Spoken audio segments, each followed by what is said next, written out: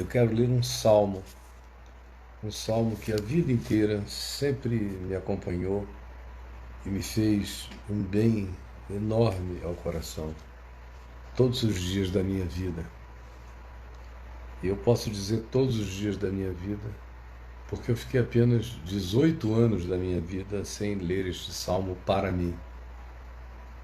Desde então, ele é meu e eu o leio para mim e recebo dele os milhões de benefícios que ele já me trouxe em épocas, em circunstâncias, em dores, em dramas distintos da minha vida, nos quais ele teve a sua aplicação extraordinária e me fez um bem enorme. Então é o Salmo 142. Não é no Face do Braulio, é no Instagram do Braulio. Ele está aqui comigo, ele tem um Instagram, Braulio Nápoles, é lá que você fala com ele. É o Salmo 142, um salmo de Davi, uma oração que ele fez quando estava na caverna, fugido, escondido dos inimigos de Saul, que queria destruí-lo, acabar com ele, dar cabo da existência dele. Davi passou um pedaço de vida, mais de uma década, escondido nas cavernas, nos antros da terra, fugindo da morte. Ou era o rei Saul com inveja, com ciúme, achando que Davi tinha se tornado estrela em Israel, uma estrela maior do que ele, e que isso lhe tinha subido a cabeça. Então Saul, surtado, narcisístico, hipocondríaco, paranoico, resolveu matar Davi, que era genro dele, e ficou tentando fazer isso, aniquilar Davi, que era o seu principal general. Mas o ciúme, a inveja, a sensação de ter ficado diminuído pela grandeza do outro, fez com que o coração dele se enchesse de todas as vontades e os humores destrutivos em relação ao seu general, ao seu ministro da guerra, ao ministro das relações exteriores, por assim dizer, que era Davi. E o ódio cresceu tanto, o ciúme, a insegurança no coração do rei, que ele passou a perseguir Davi e Davi fugia dele mais do que de qualquer outro inimigo, do que, por exemplo, dos filisteus. Enquanto Saul viveu, ninguém foi mais perigoso a Davi e odiou mais do que o próprio rei, para quem ele, teoricamente, trabalhava, servia e ajudava. Então vocês vejam como esses dramas bíblicos antigos, 3.000 anos atrás, têm a sua recorrência na história humana o tempo todo, em todas as gerações, em todas as épocas, em todas as circunstâncias, em todos os regimes. Existem reis ou autoridades para as quais o servo tem que servir quase que de modo escondido, porque se ele puser a sua paixão de serviço para fora, ele haverá de sofrer perseguição. E é o caso de Davi aqui. E ele diz, fazendo uma oração: ao Senhor ergo a minha voz e clamo, com a minha voz suplico ao Senhor. Ele tem convicção de que não há nada entre ele e Deus.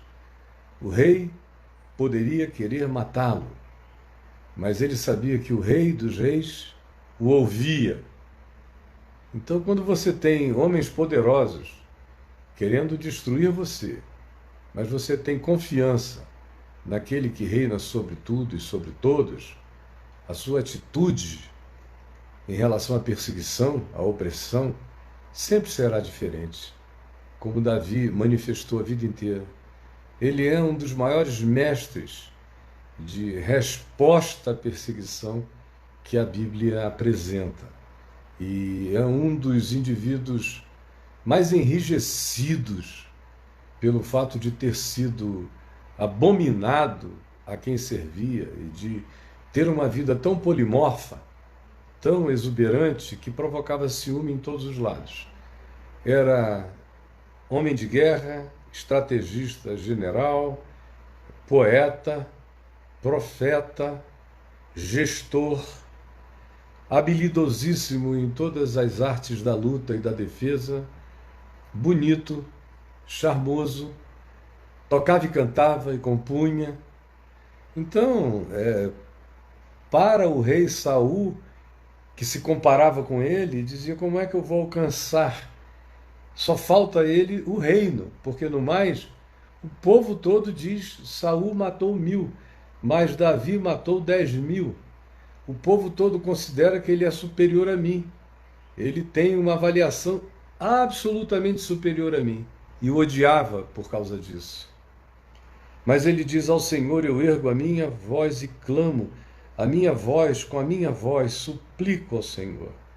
Derramo, é uma palavra linda, derramo. É como um vaso que você vira e deixa o unguento precioso, o perfume se esparramar. Derramo perante ele a minha dor, meu sofrimento, a minha angústia, a injustiça que eu sofro.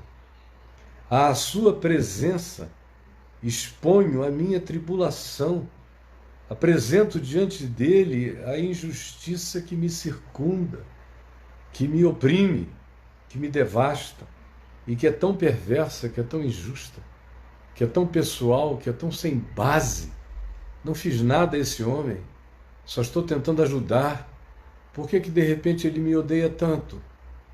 Por que ele me odeia tanto? Por quais dos bens que eu tenho feito ele me odeia tanto? Quando dentro em mim me esmorece o espírito, ele diz: tu, Senhor, conheces a minha vereda. Eu acho esse texto, esse verso de Davi uma coisa linda. Quando dentro em mim me esmorece o espírito, porque em circunstâncias como essa, de perseguição em perseguição, com a autoridade incansável quanto a te querer mal do nada, a te trazer ameaças, a publicá-las, e você tenta entender, e não quer nem entender o que entende, porque o que você de fato entende é que não há nada objetivo, só subjetivo, e que o outro te odeia não é pelo que você fez contra ele ou contra alguém, o outro te odeia por você ser quem você é. E o complexo de inferioridade, a insegurança, a hipocondria psicológica do outro é tão grande que ele projeta em você todos os medos dele, os pânicos dele, e você passa a ser o objeto do que você não fez, do que você não criou. Você passa a ser o ponto de mira da raiva inexplicável, dos sentimentos de antipatias mortais que existem no coração de certas pessoas. E tem mais. Quanto mais você sobe nas hierarquias dos poderes, quanto mais você entra no ambiente das cortes, da política, da intelectualidade, da academia, da importância ou do significado religioso, ou empresarial, ou no mundo dos negócios, mais objeto disso tudo você se torna. Embora isso aconteça também em família. Chega uma pessoa nova na família. A família já existia antes dele, ele entrou depois. Tem outros lá há muito tempo. Aí, de repente, essa pessoa chega e começa a fazer muita coisa que muda aquela família para o bem, que começa a alterar, que começa a alegrar, que começa a trazer felicidade. Logo, logo, ele vai perceber que os antigos, os poderes viciados daquele conjunto familiar vão começar a antipatizá-lo. Isso é extremamente comum, é normal. Eu, particularmente, já vivi isso algumas vezes na vida e sei exatamente como funciona.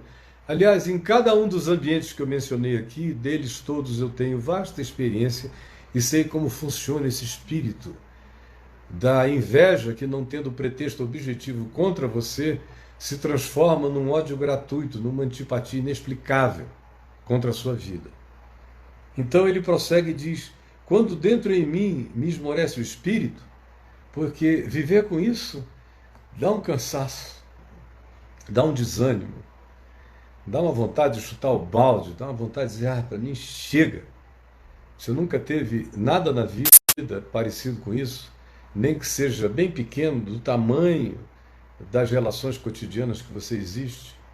Quando você fica se perguntando, olhando pelas costas, dizendo, meu Deus, em que eu ofendi essa pessoa? Qual o mal que eu fiz? Qual o mal que eu fiz por servi-lo com tanta alegria? De onde vem esse espírito ruim? E você sofrer de maneira inexplicável, você sofrer perseguição, antipatia, malquerência, inveja, ciúme, hostilidade, em relação às quais você nunca ofereceu contrapartida, nem proposta, é gratuita, frequentemente deixa você completamente esmorecido. Eu quero confessar que provavelmente a coisa que mais me tenha esmorecido na vida tenha sido isso, como ontem mesmo a minha mulher me dizia, um pouco antes da gente dormir, do nada, ela voltou para mim, a gente estava vendo um filme, ela falou, você passou boa parte da vida, eu não estou nem falando de antes de se converter, porque você dava motivos antes de se converter. Mas depois de se converter, os últimos 52 anos, ou desculpa, 47 anos da sua vida, foram de muito perrengue, muita inveja, muita gente que você amava e o cara só queria te usar, que você cria que havia reciprocidade, mas não havia. Quanta tristeza, quanta decepção. Ela conhece. Não conhece todas, porque foram tantas, que nem eu tenho alma para narrar tudo, mas ela conhece as que mais me machucaram, as que mais me doeram na vida, e não foram dezenas, foram algumas centenas. E o que é que gera na gente? Gera exatamente isso aqui. O espírito se esmorece. O meu espírito já esteve esmorecido. Eu tive o espírito fortemente esmorecido em 2 ou 3 ocasiões. Uma delas foi por volta de 86, quando num ano só, 2, 3 amigos muito queridos, inexplicável, louca, ensandecidamente aprontaram contra mim aquilo que me chocou até eu não poder entender.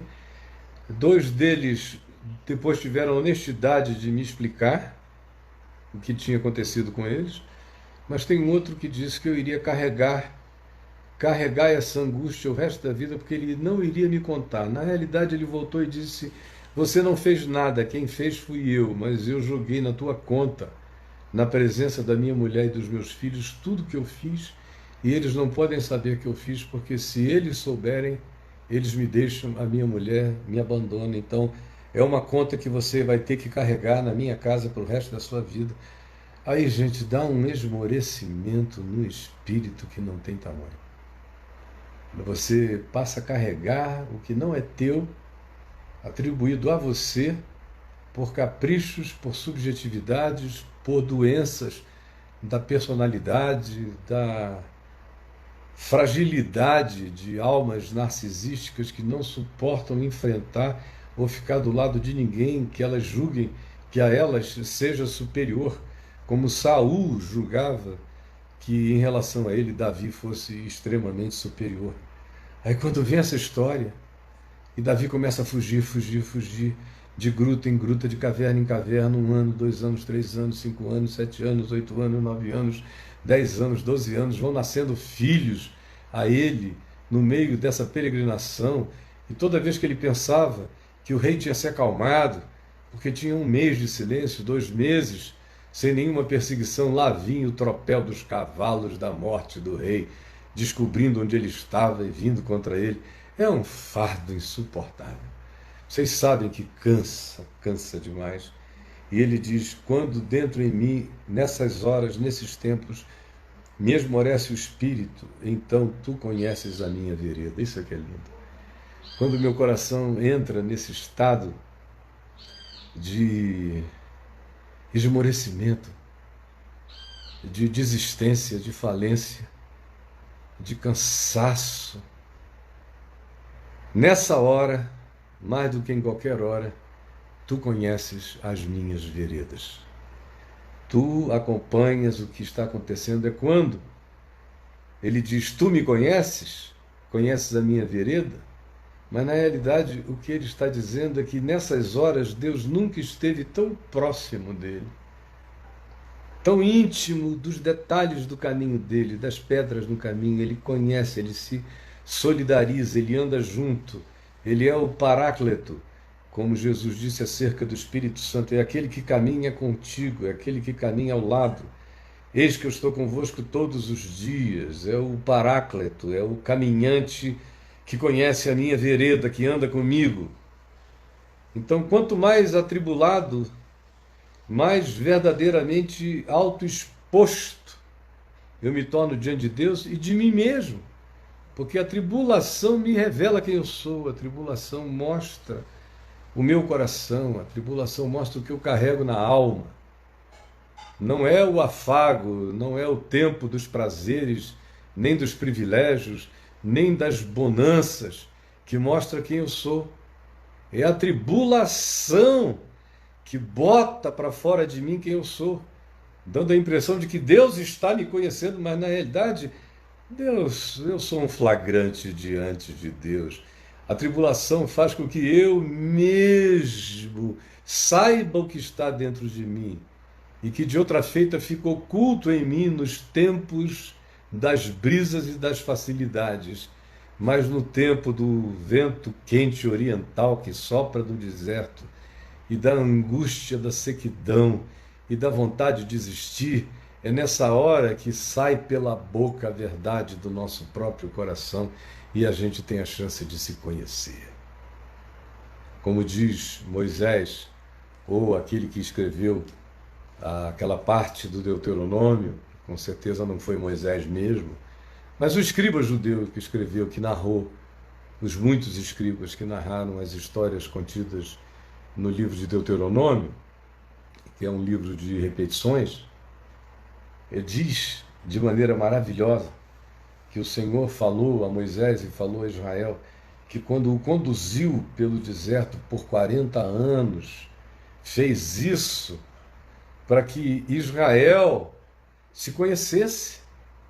A gente não se conhece quando está tudo bem. Quando está tudo bem, até o diabo fica legal.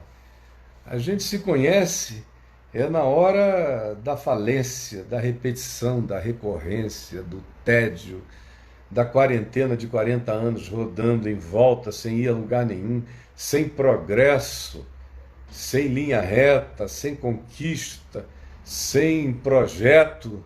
É aí que a nossa alma, na falência, se manifesta. E lá em Deuteronômio diz: eu te provei para que tu manifestasses como se fosse para Deus aquilo. Mas Deus nunca precisou de explicação de ninguém. Ele sabe, como Jesus disse, vosso Pai Celeste sabe. Aquilo aconteceu para que Israel se conhecesse. Isso aqui, desse tipo, acontece para que eu me perceba, para que eu conheça a minha própria vereda, porque eu sou um flagrante diante dele.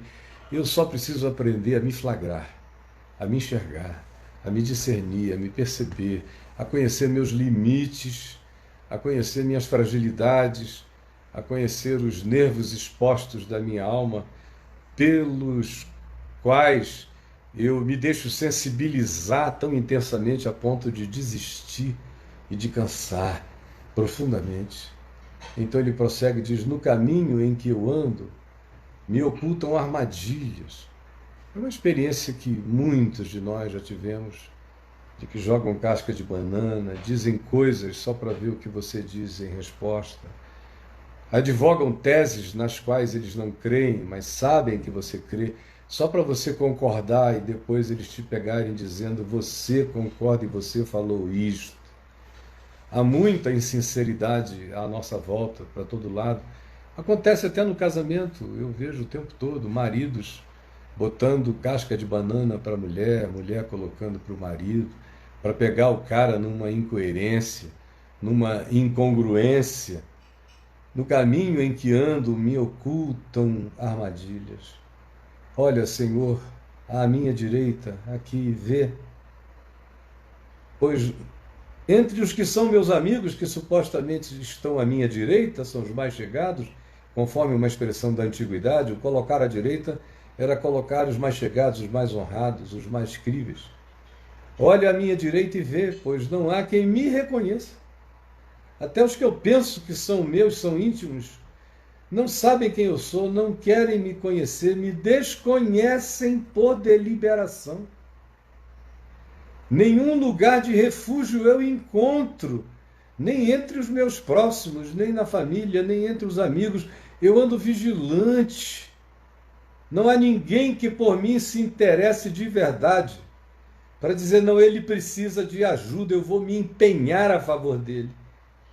Às vezes, quando esse dia chega por inteiro na nossa existência, é que a gente conhece quem nós mesmos somos, de que é feito o estímulo do nosso espírito e do que se constitui a possibilidade do esmorecimento do nosso espírito, do que é feita a nossa vereda e do que pode bloqueá-la no nosso coração pelo desânimo, pelo cansaço, pela trama, pela armadilha, pela indiferença para com a gente, para com a falta de oferta de refúgio. Ninguém que por mim se interesse. A ti clamo, Senhor, ninguém há que por mim se interesse. A ti eu clamo, Senhor, porque não há ninguém que por mim de fato se interesse. E digo a ti, só a ti, a mais ninguém.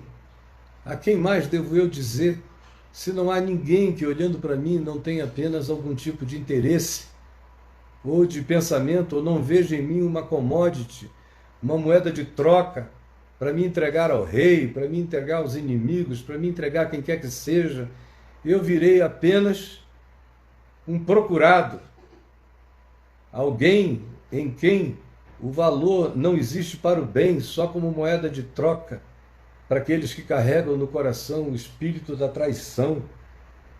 Eu conheço esse dia, eu conheço essas dores, eu conheço esse sentimento.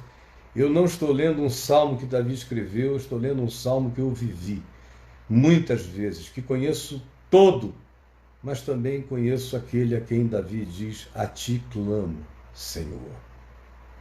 Foi ele que me trouxe até aqui. Eu não sou um leitor desse salmo, eu conheço os intestinos das emoções, dos sentimentos, das dores, das lutas aqui descritas. E muitos de vocês sabem que é verdade o que eu estou falando.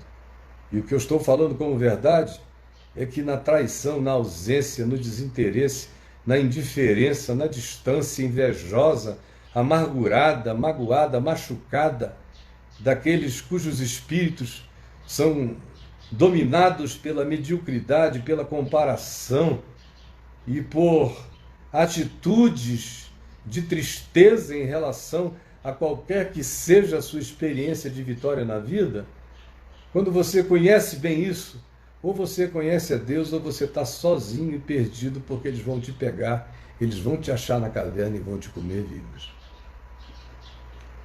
Mas quando você tem essa interjeição poderosa contra a opressão de quem quer que seja, de homens ou de forças espirituais ou de grupos, seja de que natureza seja, quando você tem esse a ti clamo, Senhor, quando isso brota de você, quando é verdade para você, quando é um a ti que declara que Deus está aqui, está perto, anda comigo, anda nas minhas veredas, é o Paráclito, é o Consolador, é aquele em quem eu posso confiar, é o Senhor. Então eu digo a ti, tu és o meu refúgio, meu único refúgio, ó Deus, tu és o meu único refúgio.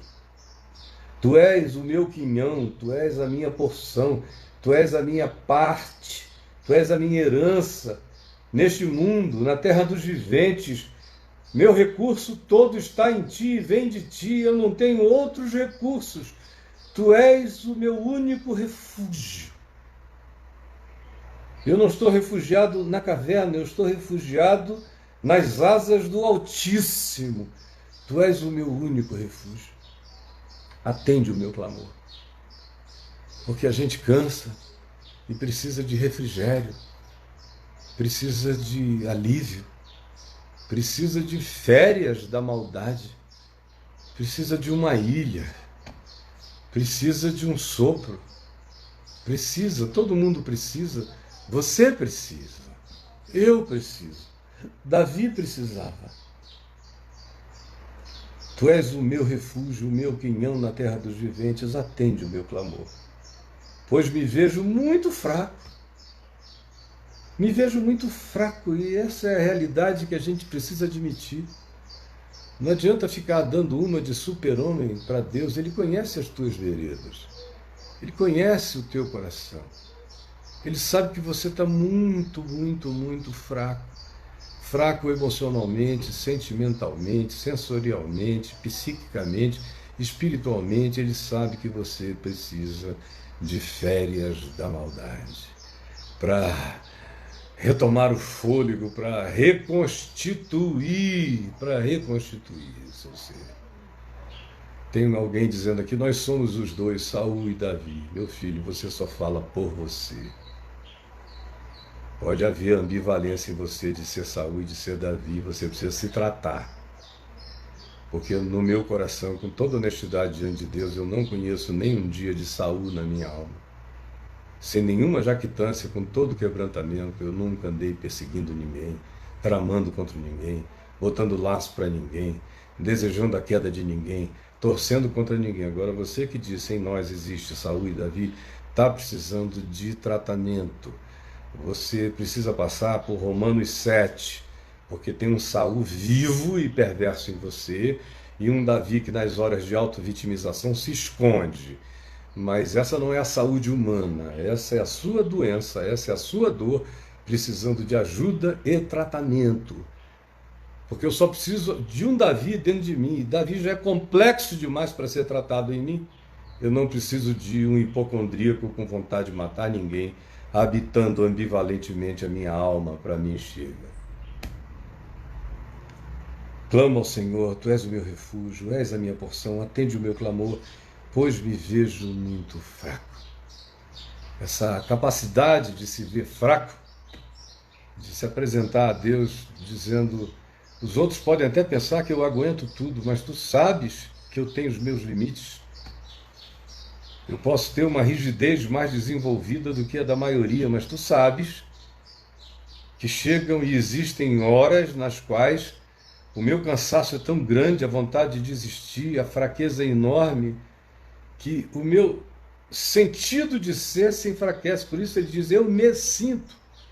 Mais do que eu estou, ele apela para a emoção, para a sensação, porque é na sensação que a gente se fragiliza. Enquanto a gente anda pela fé, a gente se mantém firme. Porque a fé não depende de emoção, de sensação, de circunstância, de adesão, de validação. Mas se a gente mergulha em algum nível, por menor que seja, de autopiedade, de autovitimização, de coitadismo, então a fraqueza na qual nós somos fortalecidos pela fé, agora dá lugar àquela vontade de desistir, de desanimar, porque é uma fraqueza adubada pelo sentimento, pela sensação. E a fé não é a sensação das coisas que se esperam ou a sensação dos fatos que se não veem. A fé é certeza, mesmo contra os fatos que se veem, mesmo contra as coisas que nós vemos e que aparecem diante de nós. Mas quando você mergulha no me sinto fraco, então a fraqueza é de uma profundidade incomensurável. No entanto, é melhor a fraqueza confessada do que a tentativa de camuflar a nossa fragilidade até diante de Deus. Tem gente que tenta camuflar a sua fragilidade até diante de Deus. Eu conheço tanta gente que o cara vem, eu sei como ele está por um fio. Mas se você pedir para ele fazer uma oração, parece que ele é o arcanjo Miguel. Ó, Deus, Tu és o nosso Deus poderoso. Ele muda de voz imposta, cria um personagem poderoso, valoroso, e assim vai. Quando a única melhor saída que eu tenho é essa, de, na minha emoção fragilizada, chorar e dizer, Deus, fortalece a minha fé, porque as minhas emoções chegaram a um limite. Eu estou cansado e sem alternativa pessoal. Fortalece-me, Senhor. E eu quero enfrentar e eu vou me pôr em pé, apesar de fraco, crendo, porque pela fé eu sei que o teu poder vai se aperfeiçoar na minha fraqueza. Portanto, livra-me dos meus perseguidores, livra-me, livra-me, afasta-os de mim, silencia-os. Salva-me de ter que viver sob a perseguição, a maledicência, o ódio, a raiva, a inveja, o ciúme de todo esse pessoal. Salva-me, dá-me férias da maldade deles, livra-me dos meus perseguidores. Porque eles são muito mais fortes do que eu, com certeza. Muito mais fortes do que eu. Eu sozinho não encaro. Sem ti eu não vou a lugar nenhum. Me fortalece, ó Deus. Tira minha alma dessa quarentena, desse cárcere, desse cerco, desse estado de sítio. Porque eu vivo em estado de sitiamento, de gente olhando o tempo todo, querendo encontrar uma oportunidade para me derrubar. Tira minha alma do cárcere, da prisão, da angústia, da fraqueza, da depressão, do esmorecimento de espírito, dessa angústia impotente. Me tira desse lugar, fortalece o meu ser, para que eu dê graças ao teu nome, para que, cheio da tua alegria, do teu espírito, da tua fé, eu dê muitas graças ao teu nome. E para que aqueles que são gente do bem, para que os que são justos, que ainda existem e que observam, para que eles e esses todos venham e façam parte da comunhão da minha vida, me rodeiem. Eu ando rodeado de inimigos, me envia amigos, Senhor. Amigos que me rodeiem, amigos que me abençoem, amigos que se importem, se interessam pela minha vida. Envia-me esses. Ah, como vai ser bom! Por quando tu me fizeres todo esse bem, e eu sei que esse bem me será feito. Senhor Jesus, eu te peço agora que essa palavra tão singela, tão perpétua, 3.000 anos, consolou Davi, os homens de Davi na caverna, as esposas e os filhos de Davi, os poucos justos que o rodeavam e o apreciavam, que essa oração que levantou deprimidos, angustiados, falidos, derrotados, durante milênios, 3 milênios de eficácia, botando em pé pessoas que já não criam mais em nenhuma forma de restauração.